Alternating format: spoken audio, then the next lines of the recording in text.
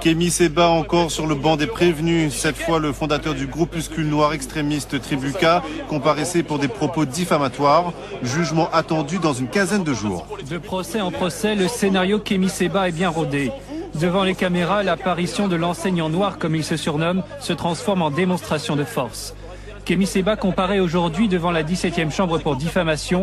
Les propos en cause datent d'octobre 2006. Sur un site internet nationaliste, Séba attaquait notamment l'association SOS Racisme, des propos qu'il répète aujourd'hui.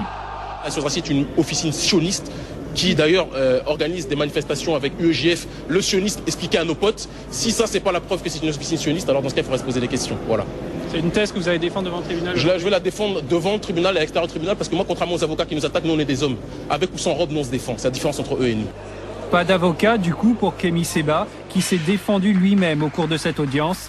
Face à lui, la partie civile a simplement tenu à rappeler les faits. Il met en cause la mafia sioniste qui serait à l'origine de tous les malheurs du peuple noir, ou réputé tel, où il compare la France à un vaste camp de concentration où l'on aurait étouffé son peuple. Stelio Capochichi, alias Kémy Séba, semble bien avoir l'intention de faire de ce nouveau procès pour diffamation une tribune politique.